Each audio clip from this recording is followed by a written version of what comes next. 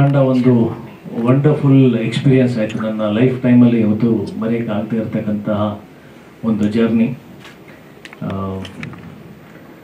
ಸಾಕಷ್ಟು ಜನ ಹೂಡಿಕೆದಾರರನ್ನು ಹುಡುಕ್ತಾ ಅದು ಗೊತ್ತಿಲ್ಲ ಸಿನಿಮಾ ಹೆಂಗೆ ಮುಗಿಸ್ಬಿಟ್ಟೆ ಅಂತ ನಾನೇ ಪ್ರೊಡ್ಯೂಸ್ ಮಾಡಿ ಸಿನಿಮಾ ಕಂಪ್ಲೀಟ್ ಆಗಿ ಇವತ್ತು ರಿಲೀಸ್ ಹಂತಕ್ಕೂ ಬಂತು. ಎಲ್ಲರದು ಬೆಂಬಲ ಸಪೋರ್ಟ್ ಇರೋದ್ರಿಂದನೇ ಈ ಕಾರಣ ಆಗಿರುತ್ತೆ. ಎಲ್ಲ ಕಲಾವಿದರು, ತಂತ್ರಜ್ಞರು, ಸಾಕಷ್ಟು ಜನ ಸ್ನೇಹಿತರು, ಹಿತೈಷಿಗಳು, ಫ್ಯಾಮಿಲಿ ಎಲ್ಲರೂ ಸೇರಿ ಒಂದು ಸಪೋರ್ಟ್ ಮಾಡಿದ್ದಕ್ಕೆ ಈ ಹಂತಕ್ಕೆ ಬಂದಿದೆ. ಯುದ್ಧಕಾಂಡ ಸಿನಿಮಾ, ಈ ಸಿನಿಮಾದ ವಿಷಯ ಏನಪ್ಪ ಅಂತಂದರೆ ಮೂಲವಾಗಿ ಒಂದು ಹೆಣ್ಣಿನ ಮೇಲೆ ಆಧಾರವಾಗಿರ್ತಕ್ಕಂಥ ಸಿನಿಮಾ. ಒಂದು ಹೆಣ್ಣು ಅಂದರೆ ಒಂದೇ ಹೆಣ್ಣಲ್ಲ, ಹೆಣ್ಣು. ನಮ್ಮ ಭಾರತದ ಅಷ್ಟು ಹೆಣ್ಣುಗಳನ್ನು ರಿಪ್ರೆಸೆಂಟ್ ಮಾಡುವಂಥ ಒಂದು ಕ್ಯಾರೆಕ್ಟರ್ ಅರ್ಚನಾ ಜಾಯ್ಸ್ ಅವರು. ಈ ಪುಟಾಣಿ ಮಗು ನಮ್ಮ ಭಾರತದ ಅಷ್ಟು ಹೆಣ್ಮಕ್ಳಿಗೆ ರಿಪ್ರೆಸೆಂಟ್ ಮಾಡುವಂಥ ಒಂದು ಕ್ಯಾರೆಕ್ಟರ್. ಸಿನಿಮಾದಲ್ಲಿ ನನ್ನ ಪಾತ್ರ ಹೆಸರು ಭರತ್ ಅಂತ. ನಮ್ಮ ಭರತ ಖಂಡವನ್ನು ರಿಪ್ರೆಸೆಂಟ್ ಮಾಡುವಂಥ ಒಂದು ಭರತನ ಕ್ಯಾರೆಕ್ಟರ್. ಒಟ್ಟಾರೆ ಧರ್ಮಕ್ಕಾಗಿ ಒಂದು ಹೋರಾಟ. ಆ ಧರ್ಮ ಏನಂತಂದರೆ ಸರಿಯಾದ ಸಮಯದಲ್ಲಿ ನ್ಯಾಯ ಸಿಗಬೇಕು, ಅದು ವಿಶೇಷವಾಗಿ ಹೆಣ್ಣು ಮಕ್ಕಳಿಗೆ. ಅದಕ್ಕೆ ಕೆಲವೊಂದು ನ್ಯಾಯಾಂಗ ವ್ಯವಸ್ಥೆಯಲ್ಲಿ ಒಂದಷ್ಟು ವಿಚಾರಗಳು ಸರಿ ಹೋಗಬೇಕಾಗಿದೆ. ಆಮೇಲೆ ಈ ಸಿನಿಮಾ ರಾಷ್ಟ್ರಪತಿಗಳಿಗೂ ತಲುಪಬೇಕು ಅನ್ನೋದು ನನ್ನ ಒಂದು ಉದ್ದೇಶ ಆಗಿದೆ. ರಾಷ್ಟ್ರಪತಿಗಳಿಗೆ ತಲುಪೋದ್ರ ಜೊತೆಗೆ ಒಂದು ಕೆಟ್ಟ ಹಠ ಇದೆ ನನಗೆ.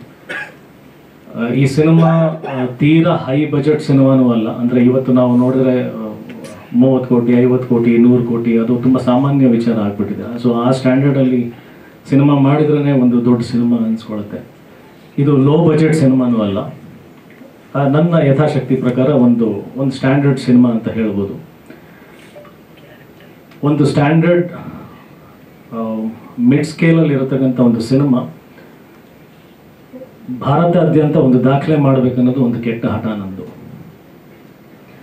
ನಾವು ಪರಭಾಷಾ ಸಿನಿಮಾಗಳಲ್ಲಿ ನೋಡಿದ್ದೀವಿ, ಕೆಲವೊಂದು ಮಲಯಾಳಂ ಸಿನಿಮಾಗಳು ಬಂದಿದ್ದಾವೆ, ಇಲ್ಲಿ ಕೆಲವೊಂದು ತೆಲುಗು ಸಿನಿಮಾಗಳು ಬಂದಿದ್ದಾವೆ. ಚಿಕ್ಕ ಬಜೆಟಲ್ಲಿ, ಅಂದರೆ ಅವ್ರಿಗೆ ಅನಿಸುವಂಥ ಚಿಕ್ಕ ಬಜೆಟ್ ಮಿಡ್ ಸ್ಕೇಲ್ ಸಿನಿಮಾಗಳು ಇಲ್ಲೆಲ್ಲ ಬಂದು ದೊಡ್ಡ ರೆಕಾರ್ಡ್ಸ್ ಮಾಡಿದ್ದಾವೆ. 100 crores ಬಜೆಟ್ ರೀಚ್ ಆಗಿದ್ದಾವೆ.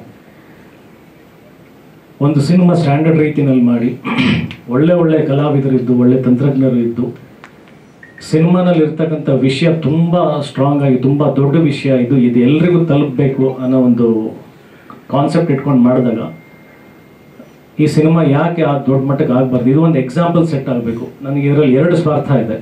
ಒಂದು, ನಾನು ಒಬ್ಬ ಕಲಾವಿದನಾಗಿ ಫ್ರಂಟ್ ಲೈನ್ ಹೀರೋಸ್ ಅಂತ ಏನಿದ್ದಾರೆ ಅದರಲ್ಲಿ ನಾನು ಬಂದು ನಿಲ್ಲಬೇಕು. ಬಿಕಾಸ್ ನನಗೆ ಸಿಗಬೇಕಾಗಿರ್ತಕ್ಕಂಥ ಮಾನ ಸ್ಥಾನ ಏನಿದೆ ಅಲ್ಲ, ಅದು ಸರಿಯಾದ ರೀತಿಯಲ್ಲಿ ದೊರಕಿಲ್ಲ ಅನ್ನೋದು ನನಗೊಂದು ಬೇಜಾರಿದೆ, ಕೊರಗಿದೆ. ಅಂದರೆ ಯಾರನ್ನೂ ದೋಷಿಸ್ತಾ ಇಲ್ಲ, ಆದರೆ ಸರಿಯಾದ ರೀತಿಯಲ್ಲಿ ಬಳಸ್ಕೋಬೇಕಾಗಿರ್ತಕ್ಕಂಥ ರೀತಿಯಲ್ಲಿ ಅದು ಬಳಕೆ ಆಗಿಲ್ಲ ಅನ್ನೋದು ಒಂದು ಬೇಜಾರು ಅನ್ನೋದಿದೆ.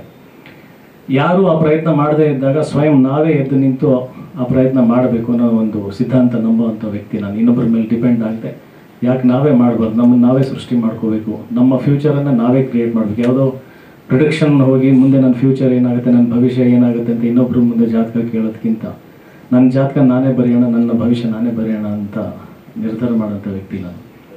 ಸೊ ಹಂಗಾಗಿ ಆ ಒಂದು ಸ್ವಾರ್ಥನೂ ಇದೆ, ಬಂದು ಬೆಳೆದು ನಿಲ್ಲಬೇಕು ಅನ್ನೋದು. ಅದ್ರ ಜೊತೆಗೆ ಇನ್ನೂ ದೊಡ್ಡ ವಿಷಯ ಏನಪ್ಪ ಅಂದರೆ, ಕನ್ನಡ ಸಿನಿಮಾ ಒಂದು ಮಿಡ್ ಸ್ಕೇಲ್ ಸಿನಿಮಾ ಭಾರತಾದ್ಯಂತ ಹೆಸರು ಮಾಡ್ಬೋದು, ಅದು ಒಂದು ಪ್ಯಾನ್ ಇಂಡಿಯಾ ಸಿನಿಮಾ ಆಗ್ಬೋದು, ಅದು ಒಂದು ದಾಖಲೆಯನ್ನು ಬರೀಬೋದು ಅನ್ನೋ ಒಂದು ಚಾಲೆಂಜನ್ನು ಇಟ್ಕೊಂಡಿದ್ದೀನಿ. ಅದು ಮಾಡಬೇಕು, ಅದು ಆ ಥರ ಆಗಬೇಕು ಅನ್ನೋದು ಒಂದು ಆಸೆ, ಒಂದು ಹಠ. ಅದು ಆಗುತ್ತೋ ಇಲ್ಲೋ ಅನ್ನೋ ಪ್ರಶ್ನೆನೂ ಹಾಕಲ್ಲ, ಅದು ಆಗಬೇಕು ಅನ್ನೋದು ನನ್ನ ಹಠ. ಹಾಗಾಗಿ ಈ ಒಂದು ಘೋಷಣೆ ಏನಿದೆ, April 18th ಬರ್ತಾ ಇದ್ದೀವಿ. ಸೊ ಇದಕ್ಕೆ ಎಲ್ಲರೂ ಸಹಕಾರ ಬೇಕು ಅನ್ನೋದು ನಾವು ಕೇಳೋದು ಸಹಜ. ಬೇಕು ಅನ್ನೋದ್ರ ಜೊತೆಗೆ ನಾನು ಕೇಳ್ಕೊಳ್ಳೋದು, ಎಲ್ಲರೂ ಖಂಡಿತ ನಿಮ್ಮ ಕರ್ತವ್ಯ ಅಂತ ಈ ಪರ್ಟಿಕ್ಯುಲರ್ ಸಿನಿಮಾಗೆ ಮಾಡಲೇಬೇಕು. ಬಿಕಾಸ್ ಒಂದು ಒಳ್ಳೆ ಕಾಸ್ ಆಗುತ್ತೆ, ಒಂದು ಒಳ್ಳೆ ಸಂದೇಶ ಇಡೀ ಜಗತ್ತಿಗೆ ಕೊಡುವಂಥ ಆಗುತ್ತೆ. ಸೊ ಎಲ್ಲ ಕಲಾವಿದರದ್ದು, ಎಲ್ಲ ಟೆಕ್ನಿಷಿಯನ್ಸ್ದು ಅದೇ ಬೇಡಿಕೆ ಆಗಿದೆ, ಅದೇ ಕೋರಿಕೆ ಆಗಿದೆ. ಒಬ್ಬೊಬ್ಬರಾಗಿ ತಮ್ಮ ಅನಿಸಿಕೆ, ತಮ್ಮ ಅನುಭವ ಸಿನಿಮಾದು ಚಿಕ್ಕದಾಗಿ ಚೊಕ್ಕದಾಗಿ. ನಿಮಗೂ ಸಮಯದ ಅಭಾವ ಇರುತ್ತೆ ಗೊತ್ತು. ಇಷ್ಟೊಂದು ಜನ ಇರೋದ್ರಿಂದ ಎಲ್ಲರೂ ತಮ್ಮ ಮನಸ್ಸಿನ ಮಾತುಗಳನ್ನು ಇಲ್ಲಿ ಹಂಚ್ಕೋಬೇಕು ಅಂತ ಕೇಳ್ಕೊಳ್ತೀನಿ. ಯಾರಿಂದ ಶುರು ಮಾಡೋಣ? Ladies first. ಮೊದಲನೇದಾಗಿ ಅರ್ಚನಾ ಜಾಯ್ಸ್ ಅವರು. ಆ್ಯಕ್ಚುಲಿ ಸಿನಿಮಾದ ಪ್ರೊಟಗನಿಸ್ಟ್ ನಾನಲ್ಲ, ಅರ್ಚನಾ ಜಾಯ್ಸ್ ಅವರು. ಇದು ಒಂದು ಏನಂತಾರೆ ಅದನ್ನ ಫೀಮೇಲ್ ಓರಿಯೆಂಟೆಡ್ ಸಿನಿಮಾ, ಹೆಣ್ಣಿನ ಪ್ರಾಧಾನ್ಯತೆ ಇರತಕ್ಕಂಥ ಒಂದು ಸಿನಿಮಾ. ಹಾಗಾಗಿ ಅರ್ಚನಾ ಜೋಯಿಸ್ ಅವ್ರು ಮಾತಾಡಬೇಕು. ಸರ್ ಕಡೆಯಿಂದ ಸ್ಟಾರ್ಟ್ ಮಾಡಿದರೆ ಸ್ವಲ್ಪ ಬೆಟರ್ ಫೀಲ್ ಆಗ್ತಿತ್ತು ಒಂಥರ. But thank you so much ಎಲ್ಲರೂ ಬಂದಿದ್ದಕ್ಕೆ. ಫೀಮೇಲ್ ಓರಿಯೆಂಟೆಡ್ ಅನ್ನೋದಕ್ಕಿಂತ ಬಹುಶಃ ಅಂದರೆ ಒಂದು ಕಾಸ್ಗೋಸ್ಕರ ಮಾಡ್ತಿರೋದ್ರಿಂದ it is I should appreciate ನೀವು ಈ ಥರದೊಂದು ಸಬ್ಜೆಕ್ಟ್ನ ಪ್ರೊಡಕ್ಷನಲ್ಲಿ ತೊಗೊಂಡು ಫಸ್ಟ್ ಆಫ್ ಆಲ್ ಮಾಡ್ತಿರೋದು. ಆ್ಯಂಡ್ ನೀವು ಇದನ್ನ ಈ ಥರದೊಂದು ಕಥೆ ಮಾಡ್ಕೊಡೋದು ನಮ್ಮ ಡೈರೆಕ್ಟರ್ ಪವನ್ ಭಟ್. ನನಗೆ ಫಸ್ಟ್ ಆ್ಯಂಡ್ ಫಾರ್ಮೋಸ್ಟ್ ರೀಸನ್ ಕಥೆ ಒಪ್ಕೊಂಡಿದ್ದ ಕಾರಣ ಇವ್ರು ಹೇಳ್ದಂಗೆ ಟೈಮ್ಲಿ ಜಸ್ಟಿಸ್ ಆಗಬೇಕು ಅಂತ. ನಾವು ಅಂದರೆ ದಿನನಿತ್ಯ ಏನೇನೋ ಒಂದಷ್ಟು ಇನ್ಸಿಡೆಂಟ್ಗಳಾಗ್ತಿರತ್ತೆ.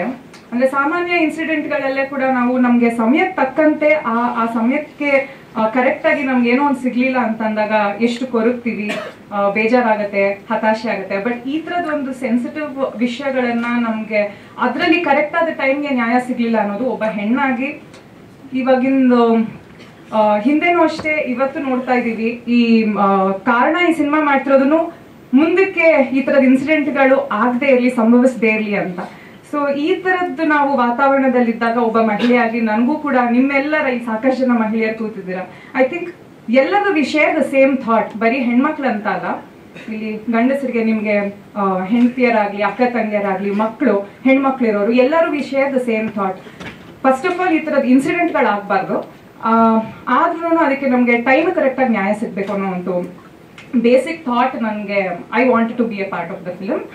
ಅದನ್ನ ಹೊರತುಪಡಿಸಿ ಅಂದರೆ ಅರ್ಚನಾ ಆಗಿಬಿಟ್ಟು ಒಬ್ಬ ಆರ್ಟಿಸ್ಟ್ ಆಗಿ ಯೋಚನೆ ಮಾಡೋದಾದ್ರೆ ನನಗೆ ನಿಮ್ಮಲ್ಲಿ ಎಷ್ಟು ಜನ ಪ್ರೈಮಲ್ ಫಿಯರ್ ಅಂತ ಒಂದು ಸಿನಿಮಾ, ಹಳೆಯ ಇಂಗ್ಲೀಷ್ ಸಿನಿಮಾ, ಅದು ಯಾವ ಲೆವೆಲ್ಗೆ ಅದರಲ್ಲಿ ಆ್ಯಕ್ಟಿಂಗ್ ಹೇಗಿದೆ ಅಂತಂದರೆ ಈ ಥರದ್ದು ಅಂದರೆ ಪ್ರತಿಯೊಬ್ಬ ಆ್ಯಕ್ಟರ್ಗೆ ಆ ಥರದೊಂದು ಪಾತ್ರ ಮಾಡಬೇಕು ಅನ್ನೋದೊಂದು ಡ್ರೀಮ್ ಇರುತ್ತೆ.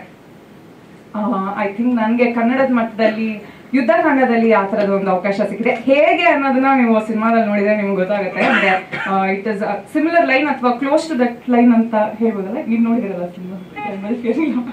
ನೀವು ನೋಡಿದಿರ? ಓಕೆ, ನೋಡಿಲ್ಲ, ನೀವು ನೋಡ್ಬೇಕು ಆ್ಯಕ್ಚುಲಿ.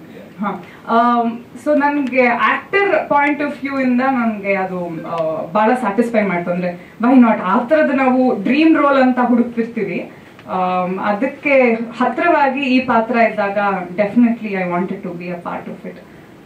ಸೊ ಯಾವ ಇನ್ಸಿಡೆಂಟು? ಸೊ ಸಾರಿ, ನನ್ನ ಕ್ಯಾರೆಕ್ಟರ್ ನಿವೇದಿತಾ ಅಂತ, ಒಬ್ಬ ಸಾಮಾನ್ಯ ಮಹಿಳೆ. ಹೀಗೆ ದಿನನಿತ್ಯ ಆಕೆಯ ದಿನಚರಿ ಆಗುವಾಗ ಅವಳ ಲೈಫಲ್ಲಿ ಒಂದು ಅನಿರೀಕ್ಷಿತವಾಗಿ ಒಂದು ಘಟನೆ ನಡೆಯುತ್ತೆ, ಆಗಬಾರ್ದೇ ಇರೋವಂಥದ್ದು. ಸೊ ಅದಾದಾಗ ಅವಳ ಲೈಫಲ್ಲಿ ಆಗುವಂಥ ಗ್ರಾಫ್ ಚೇಂಜ್, ಏರುಪೇರುಗಳು ಏನಾಗುತ್ತೆ, ಅದರಿಂದ ಸಿನಿಮಾ ಒಂದು ಬೇರೆ ಅಂದರೆ that is the main crux of the film. ಅದಾದ ನಂತರ ಜಸ್ಟಿಸ್ ಸಿಗದೇ ಇರೋ ಕಾರಣ ಕಾನೂನನ್ನ ತನ್ನ ಕೈಗೆ ತಗೊಳ್ತಾರೆ. ಅದರಿಂದ ನೆಕ್ಸ್ಟ್ ಏನಾಗುತ್ತೆ, ಇವಾಗ ಆಕೆನ ವಿಕ್ಟಿಮ ಅಥವಾ ಕ್ರಿಮಿನಲ್ ಅನ್ನೋದು ಪ್ರಾಬಬ್ಲಿ ಫ್ಯಾಮಿಲಿಯಲ್ಲಿ ಸರ್, ಫ್ಯಾಮಿಲಿ.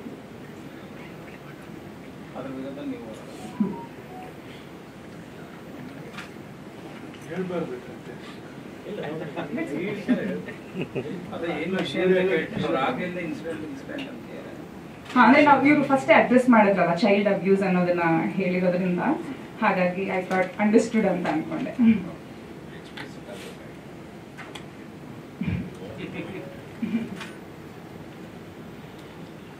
ಆಮೇಲೆ ಸಾಂಗ್ ಕೂಡ ನೋಡಿದ್ರಿ, ಮೇಕಿಂಗ್ ವಿಡಿಯೋ ನೋಡಿದ್ರಿ. ಸೊ ಅದರಲ್ಲಿ ಒಂದು ಅರ್ಥ ಗೊತ್ತಾಗಿರುತ್ತೆ, ಸಾರಾಂಶ ಸಿನಿಮಾದ ಏನು ಅನ್ನೋದು ಒಂದು ಜಿಸ್ಟ್ ಗೊತ್ತಾಗಿರ್ತಲ್ಲ, ಹಾಗಾಗಿ ಅದನ್ನ ಸ್ಟ್ರೆಸ್ ಮಾಡಕ್ ಹೋಗ್ಲಿಲ್ಲ. But that is the incident.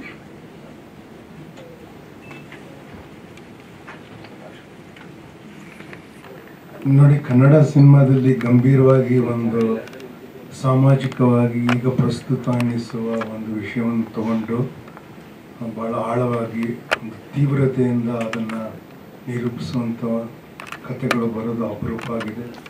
ಒಂದು 70ರ ದಶಕದಲ್ಲಿ ನಾವು ಕನ್ನಡ ಸಿನಿಮಾ ಕಮರ್ಷಿಯಲ್ ಆಗಿ ಕೂಡ ಅಥವಾ ಆರ್ಟಿಸ್ಟಿಕ್ ಆಗಿ ಕೂಡ ಗಳಿಸ್ಕೊಂಡಿದ್ದ ಒಂದು ವರ್ಚಸ್ಸು ಈಗಿಲ್ಲ.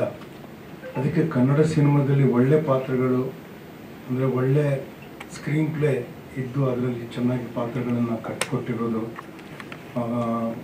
ಭಾಳ ವಿರಳ ಈಗ. ಅದಕ್ಕೆ ಕನ್ನಡ ಸಿನಿಮಾದಲ್ಲಿ ಪಾತ್ರ ಮಾಡೋಕ್ಕೆ ಒಪ್ಕೊಳ್ಳೋದೆ ಬರ್ತಾ ಬರ್ತಾ ಕಷ್ಟ ಆಗೋ ಥರದ್ದು ನಾವು ಕಾಲದಲ್ಲಿ ಇದ್ದೀವಿ ಅಂತ ನನಗನ್ಸುತ್ತೆ. ಅಂಥ ಕಾಲದಲ್ಲಿ ಇವ್ರು ಬಂದು ನನಗೆ ಈ ಕಥೆ ಹೇಳಿದಾಗ, ಅಂದರೆ ಆಮೇಲೆ ಅವ್ರ ಪಟ್ಟ ಕಷ್ಟ ಅವರೇ ಹೇಳ್ಕೊಳ್ಳಿ, ಆದರೆ ಇವ್ರು ನನಗೆ ಬಂದು ಕಥೆ ಹೇಳಿದಾಗ ನನಗೆ ತುಂಬ ಉತ್ಸಾಹ ಬಂತು. ಇವರು 1 ವರ್ಷಕ್ಕಿಂತ ಮುಂಚೆ ನಾನು ಕೇಳ್ತಾನೇ ಇದ್ರು ಇದು ಮಾಡ್ತೇನೆ. ನನಗೇನು ಅಷ್ಟು ಇಂಟ್ರೆಸ್ಟ್, ಯಾಕೆ ನನಗೆ ಸ್ಟೀರಿಯೋ ಟೈಪ್ ಥರ ಇರುತ್ತೆ ಅಂತ. ಲಾಯರ್ ಅಂದರೆ ಲಾಯರು, CBI ಆಫೀಸರು, ರಾ ಆಫೀಸರ್, ಈ ಥರದ್ದು ಮಾಡಿ ನಾನು ಮಾಡೋದು ಬೇಡ ಅಂದ್ಕೊಂಡೇ ಇದ್ದೆ ನಾನು. ಬಟ್ ಅವ್ರ ಕಥೆ ಹೇಳಿದ್ರೆ ನನಗೆ ತುಂಬ ಉತ್ಸಾಹ ಬಂತು. ಅಂದರೆ ನಾನು ಬರೀ ಒಂದು ಪಾಯಿಂಟ್ ಮಾತ್ರ ಇದರಲ್ಲಿ ಹೇಳಿಬಿಡ್ತೀನಿ, ಎಲ್ಲರೂ ಮಾತಾಡ್ತಾರೆ, ನಿಮಗೆ ಗೊತ್ತಾಗುತ್ತೆ. ಅದು ಅಜಯ್ ಅವರೇ ವಿವರವಾಗಿ ಹೇಳ್ತಾರೆ. ನೋಡಿ, ಭಾರತದಲ್ಲಿ 5 ಕೋಟಿ ಕೇಸ್ ಪೆಂಡಿಂಗ್ ಇದೆಲ್ಲ ಕೋರ್ಟಲ್ಲಿ. ನೀವು ಅಕಸ್ಮಾತ್ ಕೋರ್ಟ್ ಮೆಟ್ಲು ಹತ್ತಿ ನೀವು ಕೇಸ್ ಹಾಕಿ ಒಂದು 10 ವರ್ಷ, 15 ವರ್ಷ, 20 ವರ್ಷ, 25 ವರ್ಷ ಕಾದಿದ್ರೆ ನಿಮಗೆ ಗೊತ್ತಾಗುತ್ತೆ ಏನಾಗುತ್ತೆ ಅಂತ. ಅಂದರೆ ಆ ಕೋರ್ಟವರು ಆಗಾಗ ಅವರು ಕೋರ್ಟಿನ ನ್ಯಾಯಮೂರ್ತಿಗಳು, ನ್ಯಾಯಾಧೀಶರು ಅವರೆಲ್ಲ ಆಗಾಗ ಅವರು ವೆಕೇಶನ್ ತಗೊಳ್ಳೋದೇನಂತೆ, ಮತ್ತು ಅವ್ರ ಮೂಡ್ ಬಂದಂಗೆ ಅವ್ರು ಮಾತಾಡೋದೇನಂತೆ, ಅವೆಲ್ಲ ಇರುತ್ತೆ. ಅವ್ರಿಗೆ ಅವಮಾನ ಮಾಡಬೇಕು ಅಂತ ನಾನು ಹೇಳ್ತಿಲ್ಲ, ಆದರೆ ಅವ್ರಿಗೆ ಯಾವಾಗಾಗುತ್ತೋ ಅವಾಗ ಕೆಲಸ ಮಾಡ್ಬೋದು ಅನ್ನೋ ಥರ ಮನಸ್ಸಿದ್ದಂಗೆ ಇದೆ ಅವ್ರಿಗೆ. ಆದರೆ ಕಷ್ಟ ಇದ್ದಾಗ ಅದರ ನಿವಾರಣೆ ಆಗೋದು ಯಾರು ಕೇಸ್ ಹಾಕಿ ಅಥವಾ ಕಂಪ್ಲೇಂಟ್ ಇಟ್ಕೊಂಡು ಕೋರ್ಟ್ಗೆ ಹೋಗ್ತಾರೋ ಅವ್ರಿಗಿರುತ್ತೆ. ಅದಕ್ಕೆ ಸಮಯಕ್ಕೆ ಸರಿಯಾಗಿ ಅವರು ಜಡ್ಜ್ಮೆಂಟ್ ಕೊಡದೇ ಇದ್ರೆ ಏನಾಗುತ್ತೆ ಅನ್ನೋ ಪ್ರಶ್ನೆ ಇದೆ. ಈಗ ಕಳೆದ 2 ತಿಂಗಳಿಂದ ಪ್ರತಿ ತಿಂಗಳು ಹಾಕಿದ್ದು ಕೇಸ್ಗಿಂತ ಹೆಚ್ಚು ರಿಸಾಲ್ವ್ ಆಗಿರೋ ಕೇಸ್ ಜಾಸ್ತಿ ಆಗಿದೆ ಅಂತ ಓದಿದೆ ನಾನು. ಬಟ್ ಅದು ತುಂಬ ಸ್ಮಾಲ್ ಮಾರ್ಜಿನ್. ಅದನ್ನು ಮಾಡ್ಕೊಂಡೋದ್ರೆ 50 ವರ್ಷದಲ್ಲಿ ಇದು ಬಗೆಹರಿಸ್ಬೋದು, ಆ ಥರದ್ದಾಗಿದೆ. ಸೊ ನಾನೇನು ಹೇಳ್ತೀನಿ, ಅದಕ್ಕೆ ಪರಿಹಾರಗಳು ಬೇರೆ ಬೇರೆ ಇರ್ಬೋದು. ಈಗ ಕೇಸ್ ಲಾ ಅಂತಾರೆ, ಅಂದರೆ ನಮ್ಮ ಕಾನೂನಲ್ಲಿ, ಸಂವಿಧಾನದಲ್ಲಿ, ಅಥವಾ ನಮ್ಮ IPC, ಇಂಡಿಯನ್ ಪೀನಲ್ ಕೋಡ್, ಅದಕ್ಕೆ ಬೇರೆ ಬೇರೆ ಹೆಸರುಗಳು ಇಟ್ಟಿದ್ದಾರೆ. ಹಿಂದಿಲಿ ನನಗೆ ಹೇಳಕ್ ಬರೋದು ಅಲ್ಲ ಅದಕ್ಕೆ ಬೇರೆ ಏನೋ ಹೆಸರುಗಳು ಇಟ್ಕೊಟ್ಟಿದ್ದಾರಲ್ಲ ಅದಕ್ಕೆಲ್ಲ. So Indian penal code, Indian civil code, criminal procedure code, ಏನೇನೋ ಇದೆ. ಅವೆಲ್ಲ ಅದನ್ನ ಅನುಸರಿಸಿ ಯಾರು ಜಡ್ಜ್ಮೆಂಟ್ ಕೊಡ್ತಾರೋ, ಮತ್ತೆ ಆಲ್ ಇಂಡಿಯಾ ರೆಫರೆನ್ಸ್ ಇದೆ, ಹಿಂದೆ ಏನೇನು ಜಡ್ಜ್ಮೆಂಟ್ಗಳು ಕೊಟ್ಟಿದ್ದಾರೋ ಅದನ್ನು ನೋಡಿ ಮಾಡೋದು. ಮತ್ತೆ ಹಿಂದಕ್ಕೆ ಯಾವುದಕ್ಕೂ ಕೊಟ್ಟೇ ಇಲ್ಲ, ಪಾರ್ಲಿಮೆಂಟಲ್ಲೂ ಬಗೆಹರಿದಿಲ್ಲ, ಅದಕ್ಕೆ ಏನಾದ್ರು ಕೊಡಬೇಕು ಅಂದರೆ ಕೋರ್ಟು ಬಂದು ಮಾಡಿದ್ರೆ ಅಂದರೆ ಕೇಸ್ ಲಾ ಅಂತ ಏನಂತಾರೋ ಅದೆಲ್ಲ ಕ್ರೋಢೀಕರಿಸಿ ನೀವು ಒಂದು AI ಕೊಟ್ಬಿಟ್ರೆ ಸುಮಾರು 1 ವಾರದಲ್ಲಿ ಈ 5 ಕೋಟಿ ಕೇಸು ರಿಸಾಲ್ವ್ ಆಗುತ್ತೆ ಅಂತ ಅನ್ಸುತ್ತೆ. ಅದನ್ನು ಕೆಲವು ದೇಶಗಳು ಮಾಡೋಕ್ಕೆ ಹೊರಟಿವೆ. ಆ್ಯಕ್ಚುಲಿ ಇವರು ಅದನ್ನು ಮಾಡಿ ಅವರು ಕೋರ್ಟಲ್ಲಿ ಕೂತಿರೋರಿಗೆ ಅದು ಆಗಿ ತಿರ್ಗಾ ಯಾರು ಅಪೀಲಿಗೆ ಬಂದರೆ ಬೇಕಾದ್ರೆ ಅದನ್ನು ನೋಡ್ಕೊಳ್ಳಿ. ಅವರು ಮನುಷ್ಯನ ವಿವೇಕನ ಕೊಡೋದಿದ್ರೆ ಅವ್ರು ಕೊಡಲಿ ಅವಾಗ. ಆದರೆ ಇಲ್ಲದೇ ಇದ್ರೆ ಅದನ್ನ ಮಾಡೋಕ್ಕೆ ಅವ್ರು ಬಿಟ್ಟರೆ ಬೆಟರು. ಆದರೆ ಈ ಅವೇರ್ನೆಸ್ಸು ಇದು ಭಾಳ ಕಷ್ಟ. ಈ ಕಷ್ಟದ್ದು ಎಷ್ಟು ದೊಡ್ಡದು ಈ ಕಷ್ಟ, ಮತ್ತು ಇದನ್ನು ಎಷ್ಟು ಇಂಟೆನ್ಸಿಟಿಯಿಂದ ನೀವು ಇದನ್ನು ನಿರೂಪಿಸಿ ಜನರಿಗೆ ಮುಟ್ಟಿಸ್ಬೇಕು ಅನ್ನೋಕ್ಕೆ ಒಂದು ಪ್ರಯತ್ನ ಅಂದರೆ ನಾನು ಈ ಯುದ್ಧಕಾಂಡ ಚಾಪ್ಟರ್ 2 ಅಂತ ಹೇಳ್ತೀನಿ. ಇವರು ಭಾಳ ಕಷ್ಟ. ನಾನು ತುಂಬ ಆರ್ಗ್ಯೂ ಮಾಡೋ ನೇಚರ್ ಇದೆ ನನಗೆ. ನಾನು ಶೂಟಿಂಗ್ ಆಗ್ಬೇಕಾದ್ರೆ ಸ್ಕ್ರಿಪ್ಟ್ ಅವ್ರು ಓದಿದ್ದ ಟೈಮಲ್ಲಿ ಮಧ್ಯ ಸೀನ್ಗಳಲ್ಲಿ ಮಧ್ಯನೂ ನಾನು ಇದು ಹಿಂಗೆ ಯಾಕೆ ಹಿಂಗಿದೆ ಅಂತ ಕೇಳಿದ್ರೆ ಅವ್ರಿಗೆ ಉತ್ತರ ಕೊಡೋದಕ್ಕೆ ಅಷ್ಟು ರಿಸರ್ಚ್ ಮಾಡ್ಕೊಂಡಿದ್ರು ಅವ್ರು ಆಗಲೇ.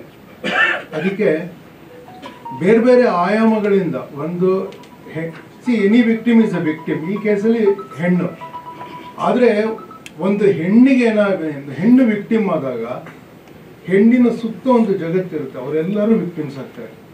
ಗಂಡಸಿಗಾಗೋದಕ್ಕಿಂತ ಜಾಸ್ತಿ. ಬೀದಿಯಲ್ಲಿ ಗಂಡಸಿಗೆ ಅವಮಾನ ಆದರೆ ಲುಂಗಿನ ಎತ್ಕೊಂಡು ಜಗಳಕ್ಕೆ ಹೋಗೋದಕ್ಕಾಗತ್ತೆ, ಗೊತ್ತಾ? ಆದರೆ ಒಂದು ಹೆಣ್ಣಿಗೆ ಅವಮಾನ ಆದರೆ ಮಕ್ಕಳಿಗಾಗತ್ತೆ, ತಂದೆ ತಾಯಿಗಾಗತ್ತೆ. ಇದು ಅದಕ್ಕಾಗಿ ಭಾಳ ವಿಶೇಷ ಅನ್ಸುತ್ತೆ among victimhoods. I think what happens to woman is a crucial idea to address. ಈ ಸಿನಿಮಾದಲ್ಲಿ ಅದು ಮಾಡಿದ್ದಾರೆ ಅಂತ ನನಗನ್ಸುತ್ತೆ. ನನಗೆ ಭಾಳ ಖುಷಿ ಇದೆ ಈ ಸಿನಿಮಾದಲ್ಲಿ ಮಾಡಿದ್ದು. ನಾನು ಎಂದಿನಂತೆ ಒಂದು 3-4 ಸಿನಿಮಾದಲ್ಲಿ ಲಾಯರ್ ಪಾತ್ರ ಮಾಡಿದ್ದೀನಿ, ಆದರೆ ಇದರಲ್ಲಿ ಎಂದಿನಂತೆ ಮಾಡಿಲ್ಲ. ಇದು ಸ್ವಲ್ಪ ಬೇರೆ ಇದೆ ಸಿನಿಮಾ ಅಂತ ಹೇಳಿ ದಯವಿಟ್ಟು ನೋಡಬೇಕು ಅಂತ ನಾನು ಹೇಳ್ತೀನಿ. ನಮಸ್ಕಾರ. ನಮ್ಮಲ್ಲಿ ಬಹಳಷ್ಟು ಜನಕ್ಕೆ ಯಾವುದಾದ್ರೂ ಒಂದು ಹೊಸ ಚಿತ್ರ ಬಂದಾಗ ನಾವು ಭಾಳ ಡಿಫ್ರೆಂಟ್ ಆಗಿದ್ದೇವೆ ಅಂತ ಹೇಳೋದು ಭಾಳ ಮಾಮೂಲಿ ಅಲ್ವ. ಭಾಳ ಕೇಳಿ ಕೇಳಿ ನೀವು ಭಾಳ ಸಲ ಏನು ಡಿಫ್ರೆಂಟ್ ಆಗಿದೆಯಾ ಅಂದಾಗ ಅವನ ಪಾಪ ಅಲ್ವಾ. ಆದರೆ ಇದರ ಮೊದಲ ಹೆಜ್ಜೆಯಿಂದ ಇದು ಡಿಫ್ರೆಂಟ್ ಆಗಿದೆ ಅನ್ನೋದನ್ನು ನಿಮಗೆ ಕಣ್ಣಿಗೆ ಕಾಣಿಸೋ ಹಾಗೆ ಅದು ಹೇಳ್ತಾ ಇದೆ. ಇದೇ ಇದರ ವಿಶೇಷ ಅಂತ ನಾನು ಹೇಳ್ತೀನಿ.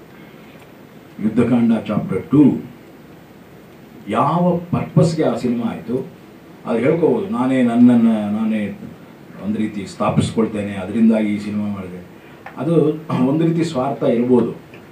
ಆದರೆ ಹೊರಗಿನ ಸಮಷ್ಟಿಗೆ ಬೇಕಾದದ್ದನ್ನು ಏನು ಮಾಡ್ತಾ ಇದ್ದೀನಿ ಅಂತ ಹೊರಡುವಾಗ ಆ ಸ್ವಾರ್ಥವನ್ನು ಪಕ್ಕಕ್ಕಿಟ್ಟೇ ಆ ಕೆಲಸ ಮಾಡಬೇಕಾಗುತ್ತೆ.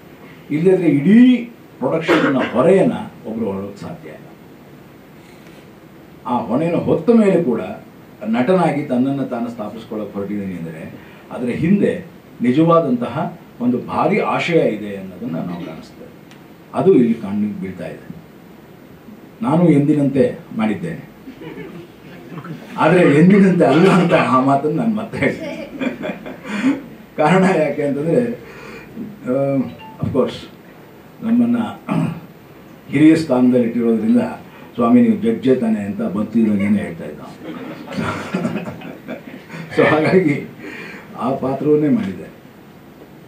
ನನಗಿರೋದು ಸೀಮಿತವಾದಂತಹ ಸ್ಕ್ರೀನ್ ಟೈಮ್, ಅಂದರೆ ಕೋರ್ಟಿಗೆ ಬಂದಾಗಲಷ್ಟೇ. ಆದರೆ ಇಡೀ ಕಥೆಯ ಸ್ವರೂಪ ಮತ್ತು ಕಥೆಯ ಆಶಯ ನನಗೆ ಗೊತ್ತಿದೆ. ಹಾಗಾಗಿ ನಾನು ಅಲ್ಲಿ ಮಾಡ್ತಾ ಇದ್ದಾಗಲೂ ಕೂಡ ಪವನ್ ನನಗೆ ಬಹಳ ಒಂದು ರೀತಿಯಲ್ಲಿ ಇಡೀ ಚಹರೆಯನ್ನು ಮತ್ತು ನನ್ನ ಚರ್ಯೆಗಳನ್ನು ಭಾಳ ಚೆನ್ನಾಗಿ ಮೌಲ್ಡ್ ಮಾಡ್ದ. ಇಲ್ಲ ಸರ್ ಅದು ಓವರ್ ಬೇಡ, ಇದಿಷ್ಟೇ ಬೇಕು, ಇದು ಹೀಗೆ ಆಗಲಿ, ನೀವು ಮಧ್ಯೆ ಅದಕ್ಕೆ ಬೇಕಾಗಿರೋ ರಿಯಾಕ್ಷನ್ಗಳು ಬೇಕು ಅಷ್ಟೇ ಅಂದರೆ ಈ ರೀತಿ ಪ್ರತಿಯೊಂದಕ್ಕೂ ತನ್ನದೇ ಆದಂತಹ ಒಂದು ಅವನ ಕಂಡಂತಹ ಒಬ್ಬ ಜಡ್ಜನ್ನು ನನ್ನ ಮುಂದೆ ಇಡ್ತಾವನ. ಹೀಗಾಗಿ ಅದನ್ನು ಮಾಡ್ತಿದ್ದಾಗ ನನಗೆ ಒಂದು ರೀತಿ ನನ್ನ ಕಲಿಕೆಯ ಇನ್ನೊಂದು ಹೆಜ್ಜೆ ಆಗ್ತಾ ಇತ್ತು. ಅದರಿಂದಾಗಿ ಪವನ್ಗೆ ಮತ್ತು ಅಜಯ್ಗೆ ತುಂಬ ಥ್ಯಾಂಕ್ಸ್. ಯಾಕೆಂದರೆ ನಿರಂತರವಾಗಿ ನಾವು ಈ ದೃಶ್ಯ ಮಾಧ್ಯಮದ ಕಲಿಕೆಯಲ್ಲಿರ್ತೇವೆ. ಬಹಳ ಖುಷಿಯಾಗಿದ್ದೇನಪ್ಪ ಅಂದರೆ ನಾನು ಫಸ್ಟ್ ಡೇ ಕೋರ್ಟ್ನ ಎಕ್ಸ್ಟೀರಿಯರ್ ಶಾಟ್ಗಳಿಗೆ ಎಂಟರ್ ಆದಾಗ ಒಂದು ನಿಜವಾದ ಕೋರ್ಟ್ ಕಾಣ್ತಾ ಇತ್ತು. ನನಗೆ ಆಶ್ಚರ್ಯ ಆಯಿತು. ಆಮೇಲೆ ಕೇಳಿದೆ ನಾನು, ಇದೆಲ್ಲ ಏನು ಸರ್ ರೀಶಫ್ ಎಲ್ಲ ಪೇಂಟ್ ಮಾಡಿಸಿ ಎಲ್ಲ ರೆಡಿ ಮಾಡಿಸಿದ್ದೀವಿ ಸರ್ ಅಂತ. ಹೊರಗಡೆ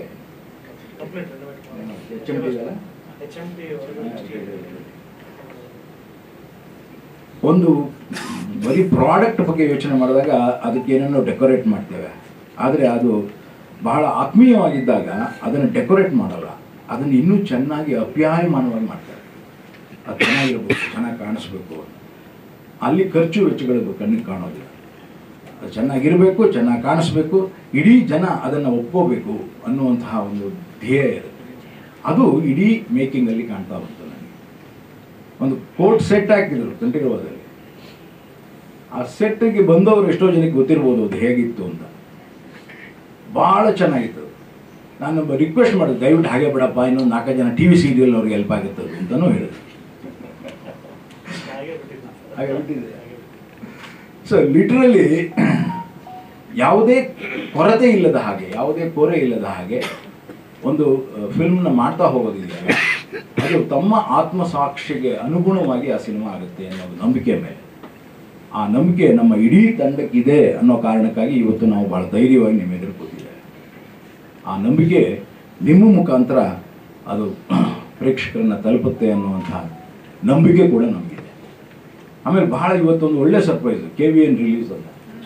ನಿಜವಾಗ್ಲೂ ಇಟ್ ಇಸ್ ಎ ಸರ್ಪ್ರೈಸ್. ಯಾಕೆಂದರೆ ಯಾವ ರೀತಿಯ ಸಿನಿಮಾಗಳು ಇವತ್ತು ಈ ರೀತಿಯ ದೊಡ್ಡ ದೊಡ್ಡ ಬ್ಯಾನರ್ಗಳು ರಿಲೀಸ್ ಮಾಡ್ತಾ ಇವೆ ಅಂದರೆ ಅದರ ಪರಾಕಾಷ್ಠತೆ ಹೇಗಿರುತ್ತೆ ಅಂದರೆ ನಿಮಗೆ ಗೊತ್ತಿದೆ. ಅದು ಎಷ್ಟು ಹೈಪ್ ಮಾಡ್ಕೊಂಡು ಹೋಗಿರ್ತಾರೆ ಅಂತ ಸಿನಿಮಾ ನೋಡಿದ ಮೇಲೆ ನಿಮಗೆ ಗೊತ್ತಾಗುತ್ತೆ ಎಷ್ಟು ಹೈಪ್ ಆಗಿದೆ. ಆದರೆ ಇಲ್ಲಿ ಯಾವುದು ಹೈಪ್ ಇಲ್ಲ, ಯಾವುದು ಆಂತರ್ಯದಲ್ಲಿದೆಯೋ ಅದನ್ನೇ ಬಾಹ್ಯದಲ್ಲಿ ಕಾಣಿಸ್ತಾ ಇದೆ. ಸೊ ಇಂತಹ ಕನ್ನಡದ ನಿಜವಾದಂತಹ ಮಧ್ಯಮ ಮಾರ್ಗಿ ಸಿನಿಮಾಗಳು ಬೇಕಾಗಿದೆ. ಈಗ ನಮಗೆ ಆ ಕಡೆನೂ ಬೇಕಾಗಿಲ್ಲ, ಈ ಕಡೆನೂ ಬೇಕಾಗಿಲ್ಲ, ಇವೆರಡರ ಮಧ್ಯದಲ್ಲಿ ಈ ರೀತಿಯ ಸಿನಿಮಾಗಳು ಬೇಕಾಗಿದೆ. ಅಂತಹ ಸಿನಿಮಾದಲ್ಲಿ ನಾನು ಭಾಗಿಯಾಗಿದ್ದೆ. ನನಗೂ ಒಂದು ಸಣ್ಣ ಅವಕಾಶ ಇದೆ, ಒಂದು ಸಾಕಷ್ಟು ಸ್ಕ್ರೀನ್ ಪ್ಲೇಸ್ ಇದೆ, ಅದನ್ನು ಬಳಸ್ಕೊಂಡಿದ್ದಾರೆ ಅಂತ ನೀವು ಹೇಳ್ಬೋದು. ನನಗಂತೂ ಖುಷಿ ಆಯಿತು. ಇಡೀ ಶೂಟಿಂಗ್ ಟೈಮು ಖುಷಿ ಆಯಿತು. ನಂತರದ ದಿನಗಳಲ್ಲಿ ಕೂಡ ಡಬ್ಬಿಂಗ್ ಆಗುವಾಗ ಮತ್ತು ಎಡಿಟ್ ಮಾಡಿದ್ದನ್ನು ಕೆಲವು ಶ್ರೀಕಿ ನಾನು ಅವನಿಗೆ ಥ್ಯಾಂಕ್ಸ್ ಹೇಳ್ಬೇಕು. ಯಾಕೆಂದ್ರೆ ಜೊತೆಲಿ ಕೆಲಸ ಪ್ರಾರಂಭ ಮಾಡಿದವರು ಅವನು ನಾನು ಇಬ್ಬರು ಅಲ್ವಾ. ಮೊಟ್ಟ ಮೊದಲ ಕನ್ನಡದ ಸೀರಿಯಲ್ ಆಗಿದ್ದು ಕನ್ನಡದಲ್ಲಿ ಅದು ನಮ್ಮದು. ಅದರಲ್ಲಿದ್ದ ಶ್ರೀಕಿ ನಾನು ಎಲ್ಲ ಶ್ರೀಮಾನ್ ಶ್ರೀ ಸಾಮಾನ್ಯ ಅಂತ 1982-83 ಲೆಕ್ಕಾಕಿ. ಅಂದರೆ ಯಾವುದೇ ತಂತ್ರಜ್ಞಾನ ಬೆಳೆದ ಹಾಗೆ ತಾಂತ್ರಿಕವಾಗಿ ಬೆಳೆದಿರುತ್ತೆ, ಆದರೆ ಅದರ ನಿಜವಾದಂತಹ ಅಂತಃಸತ್ವಗಳು ಬೆಳಿಬೇಕಾದ್ರೆ ಇಂತಹ ಕಂಟೆಂಟ್ಗಳ ಜೊತೆಯಲ್ಲೇ ಬೆಳಿಬೇಕು. ನಮ್ಮಲ್ಲಿ ಭಾಳ ಜನ ಹೇಳ್ತಾರೆ, ಏನು ಸರ್ ಕಂಟೆಂಟ್ ಭಾಳ ಡಿಫ್ರೆಂಟ್ ಆಗಿದೆ ಸರ್ ಕಂಟೆಂಟು ಅಂತ. ಅದೇ 4 ಫೈಟು, ಅದೇ 4 ಹಾಡು, ಅದೇ ಎಲ್ಲವೂ ಅದೇ ಇರುತ್ತೆ. ಆದರೆ ಇಲ್ಲಿ ಇದ್ದದ್ದನ್ನು ಕೂಡ ಈಗಾಗಲೇ ಬಂದಿದೆ. ಕೋರ್ಟ್ ರೂಮ್ ಡ್ರಾಮಾ ಭಾಳ ಜನ ನೋಡಿರ್ತೀರಿ ನೀವು. ಭಾಳಷ್ಟು ಜನ ಕೋರ್ಟ್ ರೂಮ್ ಡ್ರಾಮಾನ ಅದಕ್ಕೆ ಸಮೀಕರಿಸ್ತಿರ್ಬೇಕಾದ್ರೆ ನೋಡಿಬೇಕಾರೆ ಇದು ಅದೇ ಥರ ಇತ್ತಲ್ಲ ಗುರು ಅಂತ ಏನೇನೋ ಹೇಳ್ತಿರ್ತೀರ. ಆಗ ಅದೇ ಥರ ಇಲ್ಲ, ಇದು ಬೇರೆ ಥರ ಇದೆ ಅನ್ನೋದೇ ಇದರ ನಿಜವಾದಂಥ ವೈಶಿಷ್ಟ್ಯ. ಇದಾಗಲಿ, ಇದು ನಿಜವಾಗಲೂ ಚೆನ್ನಾಗಿ ಎಲ್ರಿಗೂ ತಲುಪಲಿ ಅನ್ನೋ ಆಶಯ ಇದೆ. ಹಾಗೆಯೇ ಇದರಲ್ಲಿ ಭಾಗಿಯಾಗಿದ್ದಕ್ಕೆ ಮಾಡಿಕೊಂಡಿದ್ದಂತಹ ಇಡೀ ತಂಡಕ್ಕೆ ನಾನು ನನ್ನ ನಮನಗಳನ್ನು ಹೇಳ್ತಾ ಶುಭಾಶಯಗಳನ್ನು ಹೇಳ್ತಾ, ನಿಮಗೂ ಕೂಡ ಇಂತಹ ಒಂದು ಒಳ್ಳೆಯ ಚಿತ್ರ ಬಂದಾಗ ಆ ಒಳ್ಳೆಯ ಚಿತ್ರದ ಹಿಂದೆ ನೀವು ಬಹಳ ಬೆನ್ನೆಲುಬಾಗಿ ನಿಂತರೆ ಮಾತ್ರ ಅದು ಇವತ್ತು ರೀಚ್ ಆಗುತ್ತೆ, ಇಲ್ಲದೆ ರೀಚ್ ಆಗಲ್ಲ. ಕಾರಣ ಬೇರೆ ಬೇರೆ ಇದೆ. ಒಂದು ವಾರಕ್ಕೆ 8 ಸಿನಿಮಾ ಬಂದರೆ ಯಾರು ನೋಡ್ತಾರೆ? ಆದರೆ ಆ 8 ಸಿನಿಮಾದಲ್ಲಿ 1 ಸಿನಿಮಾ ಮೇಲೆ ಇದೆ ಅನ್ನೋದನ್ನು ಒತ್ತಿ ಒತ್ತಿ ಹೇಳಬೇಕಾಗ್ತದೆ. ಅದು ನೀವೇ ಅವ್ರಿಗೆ ಸೊ ನಿಮ್ಮ ಜಡ್ಜ್ಮೆಂಟನ್ನು ಕಾಯ್ತೇವೆ. ಮತ್ತು ಪ್ರೇಕ್ಷಕರ ಜಡ್ಜ್ಮೆಂಟ್ಗಂತೂ ನಾನಂತೂ ನಂಬಿಕೆ ಇದೆ, ನನಗಂತೂ ನಂಬಿಕೆ ಇದೆ. ಇದು ತನ್ನದೇ ಆದಂಥ ಒಂದು ಹೊಸ ಭಾಷ್ಯವನ್ನು ಬರೆಯಲಿ ಅನ್ನೋ ನಂಬಿಕೆ ಮೇಲೆ ನಿಮಗೆಲ್ಲರಿಗೂ ಶುಭಾಶಯಗಳನ್ನ ಹೇಳ್ತೇನೆ. ಎಲ್ಲರಿಗೂ ನಮಸ್ಕಾರ. ಈ ದಿನ ನಮ್ಮ ಜೊತೆ ಬಂದು ಸೇರಿಕೊಂಡಿರುವಂತಹ ಡಿಜಿಟಲ್ ನಾನ್ ಡಿಜಿಟಲ್ ಎಲ್ಲ ಮೀಡಿಯಾ ಫ್ರೆಟರ್ನಿಟಿಗೆ ಹೃತ್ಪೂರ್ವಕವಾದಂತಹ ಸ್ವಾಗತ ಮತ್ತು ಧನ್ಯವಾದಗಳು. ಯುದ್ಧಕಾಂಡ ಚಾಪ್ಟರ್ 2 ಇದು ಕತೆ ಬರೆದಿದ್ದು ಸಾಧಾರಣ 2022 ಆ ಸಮಯದಲ್ಲಿ. ಕತೆ ಹೋಗ ಹೇಗಿದೆ ಅಂದರೆ ಇದರಲ್ಲಿ ಎಲ್ಲ ಕ್ಯಾರೆಕ್ಟರ್ಸು ಇಂಪಾರ್ಟೆಂಟೆ. ಸೊ ನಾನು ಯಾರಿಗೂ ಕತೆನೇ ಹೇಳ್ತಿರಲಿಲ್ಲ. ಈ ಕತೆನ ಒಪ್ಪಲ್ಲ ಅಂದರೆ ಒಬ್ರಿಗೆ ಬಿಲ್ಡಪ್ ಇಲ್ದಿದ್ರೆ ಕತೆ ಯಾರು ಒಪ್ಪಲ್ಲ, ಪ್ರೊಡ್ಯೂಸ್ ಮಾಡಲ್ಲ. ಆ ರೀತಿಲೇ ನಾನು ಯಾಕೋ ಒಂದು ಸ್ವಲ್ಪ ಯಾರಿಗೂ ಕತೆ ಹೇಳ್ದೇನೆ ಇದ್ದೆ. ಆಮೇಲೆ ಪರಮೇಶ್ ಸರ್, ನಿಮ್ಗೆ ಎಷ್ಟು ಥ್ಯಾಂಕ್ಸ್ ಹೇಳಿದ್ರು ಕಡಿಮೆನೆ. ಪರಮೇಶ್ ಸರ್ ಅಜಯ್ ಸರ್ದು ಕ್ಲೋಸ್ ಫ್ರೆಂಡ್. ಅವ್ರ ಮೂಲಕ ನಾನು ಅಜಯ್ ಸರ್ನ ಮೀಟ್ ಆಗಿರೋದು. ನಾನು ಹೇಗೆ ಬರೆದಿದ್ದೆ ಕತೆನ ಹಾಗೆ ಹೇಳಿದೆ, ಏನೂ ಅದರಲ್ಲಿ ಏರುಪೇರುಗಳಿಲ್ಲ. ಅಂದರೆ ಒಬ್ಬ ಹೀರೋನ್ ಮೀಟ್ ಆಗ್ತಿದ್ದೀನಿ ಅಂದ್ಬಿಟ್ಟು ಆ ಕಥೆಯಲ್ಲಿ ಆಚೆ ಈಚೆ ಮಾಡಿದ್ದು ಆ ರೀತಿ ಏನೂ ಇಲ್ಲ. ಪ್ರಾಮಾಣಿಕವಾಗಿ ನಾನು ಏನು ಬರೆದಿದ್ನೋ ಅದನ್ನು ಮಾತ್ರ ಹೇಳಿರೋದು.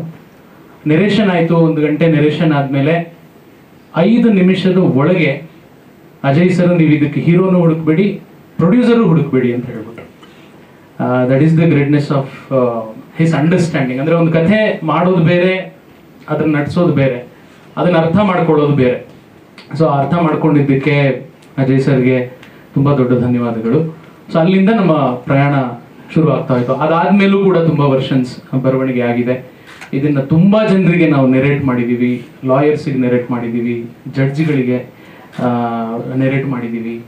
ಆಮೇಲೆ ನನ್ನ friend circle, Ajay sir friend circle ಎಲ್ರಿಗೂ ತುಂಬ ನೆರೇಷನ್ಸ್ ಆಗಿ ಡ್ರಾಫ್ಟ್ಸ್ ಆಗಿ ಅದನ್ನು ಚೆನ್ನಾಗಿ ಫಿಲ್ಟರ್ ಮಾಡಿ ಫೈನಲ್ ಡ್ರಾಫ್ಟ್ನ ನಾವು ಸ್ಟೋರಿ ಬೋರ್ಡ್ ಮಾಡಿ ಹೌದು. ಅಂದರೆ ಲಾಸ್ಟ್ ಅಂದರೆ ನಾವು ಎಷ್ಟು ಡೆಪ್ತಲ್ಲಿ ಇದನ್ನ ಮಾಡಬೇಕು ಅನ್ಕೊಂಡಿದ್ವಿ ಅಂದರೆ ಲಾಸ್ಟ್ ಕೋರ್ಟ್ ರೂಮ್ ಡ್ರಾಮಾ ಇದ್ರ ತುಂಬ ಹೊತ್ತು ಬರೋದ್ರಿಂದ ಅದಷ್ಟು ವಿಷಯನ ಸ್ಟೋರಿ ಬೋರ್ಡ್ ಮಾಡಿ, ಆ ಸ್ಟೋರಿ ಬೋರ್ಡ್ನ ಎಡಿಟ್ ಮಾಡಿ, ಅದಕ್ಕೆ ಎಲ್ಲ ಕ್ಯಾರೆಕ್ಟರ್ಸ್ಗೂ ಡಬ್ಬಿಂಗ್ ಮಾಡಿ, ಎಲ್ಲ ಕ್ಯಾರೆಕ್ಟರ್ಸ್ಗೂ ನಾನೇ ಹೇಗೆ ಮಾಡಿದೀನಿ ಗೊತ್ತಿಲ್ಲ, ಬಟ್ ನಾನೇ ಡಬ್ ಮಾಡಿ ಅದನ್ನ ಸುಚಿತ್ರ ಫಿಲಂ ಸೊಸೈಟಿಲಿ ನಾವು ಪ್ರೊಜೆಕ್ಟ್ ಮಾಡಿ, ನಾನು Ajay sir, Prakash sir, Nagabharana sir ಎಲ್ಲ ಕೂತು ಸರ್ ಹೀಗೆ ಬರಬೇಕು ಇಷ್ಟೇ. ಆಮೇಲೆ ಅದನ್ನ ಒಂದ್ಸಲ ಸ್ಕ್ರಿಪ್ಟ್ ರೀಡಿಂಗ್ ತಗೊಂಡು, ಅಂದ್ರೆ ಇಷ್ಟೆಲ್ಲ ಪರಿಶ್ರಮ ಈ ಚಿತ್ರದ ಹಿಂದೆ ಇದೆ ಮತ್ತು ಅದು ಪ್ರೇಕ್ಷಕರಿಗೆ ಕಾಣಿಸುತ್ತೆ ಅನ್ನೋದು ನನ್ನ ಆಶಾಭಾವ. ಹೌದು, ನಾನು ಬರೆದಿದ್ದೀನಿ, ನಾನು ನಿರ್ದೇಶನ ಮಾಡಿದ್ದೀನಿ, ಎಲ್ಲ ಸರಿ. ಆದರೆ ನಾನೊಬ್ಬನಿಂದ ಸಿನಿಮಾ ಆಗಲ್ಲ, ಇದು ಕಂಪ್ಲೀಟ್ ಟೀಮ್ ವರ್ಕ್. ಸೊ ನಾನೇನೇ ಬರೆದಿರ್ಬೋದು, ಅದಕ್ಕೆ ಕಾರ್ತಿಕ್ ಶರ್ಮಾ ನಮ್ಮ ಸಿನಿಮಾಟೋಗ್ರಫರ್, ಅವರ ಅತ್ಯದ್ಭುತವಾದಂಥ ವಿಜುವಲ್ಸ್ ಇಲ್ಲದೆ. ಕಾರ್ತಿಕ್ ಹೇಗೆ ಅಂದರೆ ಅವರು ಸೀನ್ಗೆ ಫ್ರೇಮ್ಗೆ ವರ್ಕ್ ಮಾಡಲ್ಲ, ಎಮೋಷನ್ಗೆ ವರ್ಕ್ ಮಾಡ್ತಾರೆ. ಅದು ತುಂಬ ದೊಡ್ಡ ಅಡ್ವಾಂಟೇಜ್. ಸೊ ಅದು ಇಲ್ಲದೆ ಇದ್ರೆ ಈ ಸಿನಿಮಾ ಆಗ್ತಿರ್ಲಿಲ್ಲ. ಹಾಗೆ ಕಲಾ ನಿರ್ದೇಶಕ ಪ್ರತಿಯೊಂದು ಫ್ರೇಮು ಚೆನ್ನಾಗಿ ಕಾಣಿಸ್ಬೇಕು ಅಂದ್ರೆ ಕಲಾ ನಿರ್ದೇಶಕರಾದಂಥ ಅಮರ್, ಸೊ ಅವರ ಕೊಡುಗೆ ಇಲ್ದಿದ್ರೆ ಈ ಸಿನಿಮಾ ಆಗ್ತಿರ್ಲಿಲ್ಲ.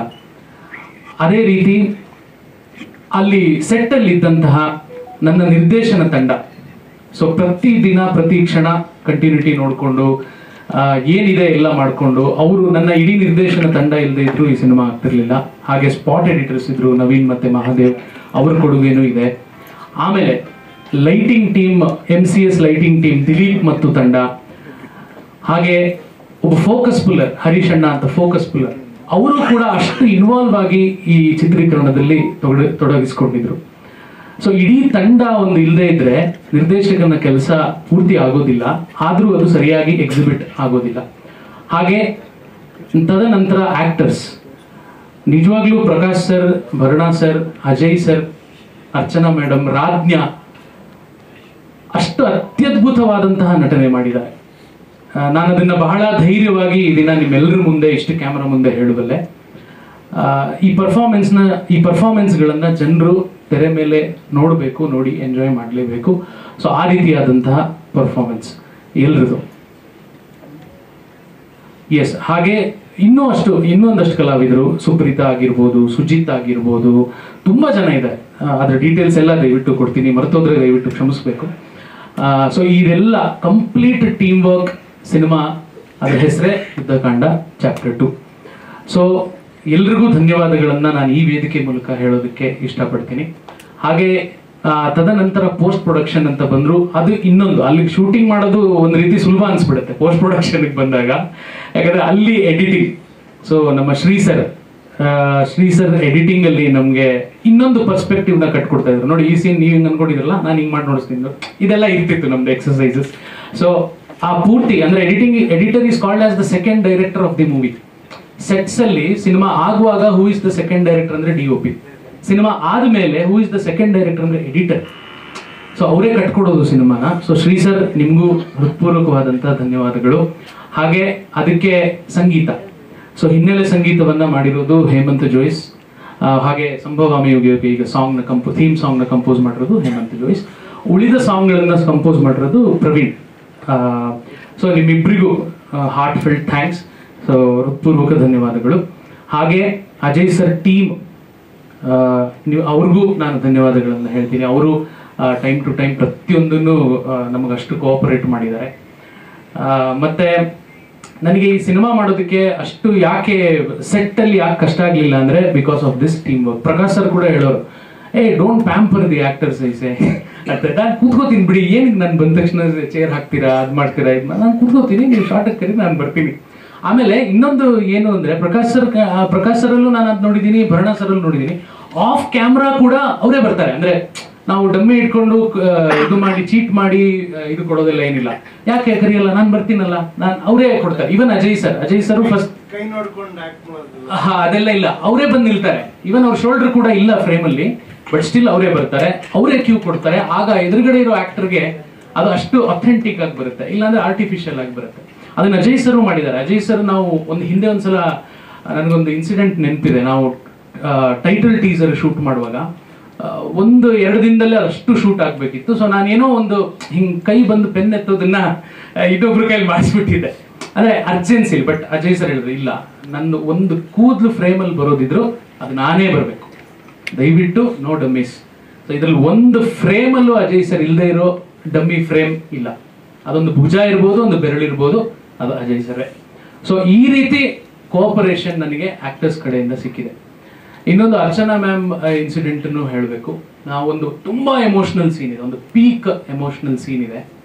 ಸೊ ಅದು ಸಂಜೆ 6 ಗಂಟೆಯಿಂದ ಇದ್ದಂತ call sheet. So Archana madam ಬಂದ್ರು, ನಾನು ಸೀನ್ ಮೊದಲು ಗೊತ್ತಿತ್ತು ಅವ್ರಿಗೆ ಸೀನ್, ಬಟ್ ಇನ್ನೊಂದ್ಸಲ ಎಕ್ಸ್ಪ್ಲೈನ್ ಮಾಡಿದೆ. ಸೊ ಅವ್ರು ಕೇಳಿದ್ ನನಗೆ 1 hour ಬಿಟ್ಬಿಡಿ, ನನ್ನ ದಯವಿಟ್ಟು ಮಾತಾಡಿಸ್ಬೇಡಿ, 1 hour ಬಿಟ್ಬಿಡಿ, ನಾನು ಒಂದ್ಸಲ ಮನೆಗೆ ಹೋಗಿ ಬರ್ತೀನಿ ಅಂತ ಅಂದ್ರು. ಸರಿ ಮ್ಯಾಮ್, ನೀವು ಹೋಗಿ ಬನ್ನಿ ಅಂತ ಅಂದ್ರು. ಹೋಗಿ ಬನ್ನಿ ಅಂತ ಅಂದ್ರೆ ಅವ್ರು ಹೋಗಿ ಬಂದ್ರು. ಅಂದ್ರೆ ಅವ್ರ ಕಾಸ್ಟ್ಯೂಮ್ ನ ಸೆಟ್ ಮಾಡ್ಕೊಂಡ್ ಬಂದ್ರು. ಅಂದ್ರೆ ಅವ್ರು ಏನ್ ಹೇಳಿದ್ರು ಬಂದ ತಕ್ಷಣ ಅಂದ್ರೆ, ನನಗೆ ಇನ್ನೊಂದು 1/2 hour ಕೊಡಿ, ನಾನೊಂದು ಒಂದು ಟೇಕಲ್ಲೇ ಮಾಡೋಣ ಇದನ್ನ, ಒಂದು ಟೇಕ್ ಕೊಡ್ತೀನಿ, ಆ ಟೇಕ್ ಅಲ್ಲಿ ಏನೇ ಆದ್ರೂ ನೀವು ಕಟ್ ಹೇಳ್ಬೇಡಿ ಅಂತ. ಅಂದರೆ ಅವ್ರನ್ನ ಎಳೆಯೋದು, ಹಿಂಗೆ ಎಳೆದು ಹಾಕೋದು, ಕಾನ್ಸ್ಟೇಬಲ್ಸ್ ಎಲ್ಲ ಇದು ಮಾಡೋದು, ತುಂಬ ಚಲಾಪಿಲಿ ಟೇಕ್ ಇದೆ. ಅದ್ರಲ್ಲಿ ಏನೇ ಆದ್ರೂ ನೀವು ಅದನ್ನ ತಡಿಬೇಡಿ. ಸೊ ಅದನ್ನ ಅವ್ರು ಒಂದೇ ಟೇಕಲ್ಲೂ ಮಾಡಿದ್ದಾರೆ. ಅದೇ ಸಿನಿಮಾದಲ್ಲಿ ಇರೋದು ಇವತ್ತು. So that was the dedication given by every one. ಅದು ನನ್ನ ಪುಣ್ಯ ಅಂತ ಹೇಳ್ಬೇಕಷ್ಟೇ, ಬೇರೆ ಏನೂ ಅಲ್ಲ. ಅಂದರೆ ನಾವು ಬರೆದ್ಬಿಟ್ಟಿರ್ತೀವಿ, ಬರೆದಲ್ಲಿ ಸಿನಿಮಾ ಆಗಲ್ಲ. ಅದು ಕಂಪ್ಲೀಟ್ ಟೀಮ್ ವರ್ಕ್ ಆದಾಗಲೇ ಅದು ಸಿನಿಮಾ ಆಗುವಂಥದ್ದು. ಸೊ ಎಲ್ಲರೂ ಸಿನಿಮಾನ ಖಂಡಿತ ಎಂಜಾಯ್ ಮಾಡ್ತಾರೆ ಅನ್ನೋ ಕಾನ್ಫಿಡೆನ್ಸ್ ನನಗಿದೆ. ಹಾಗೆ ಸಿನಿಮಾದ ಥೀಮ್ ಕೂಡ ಸಮಾಜಕ್ಕೆ ಬೇಕು. ಅಂದರೆ ನ್ಯಾಯ ಸಿಗೋದು ತಡ ಆಗ್ಬಿಟ್ರೆ ಸಿಗೋ ನ್ಯಾಯಕ್ಕೆ ಬೆಲೆ ಇರಲ್ಲ. ಇವತ್ತಿಗೂ 30 ವರ್ಷ ಜಮೀನ್ ಕೇಸ್ಗಳನ್ನ ಕೋರ್ಟಲ್ಲಿ ಅಲಿತಾ ಇರೋರು ನಾವು ನೋಡಿದ್ದೀವಿ. ಅದು ಜಮೀನ್ ಸಿಕ್ಕರೂ ಅವ್ರಿಗೆ ಮೇ ಬಿ ಅದರ ಬೆಲೆ ಕಳೆದೋಗಿರುತ್ತೆ. So justice delayed is justice denied.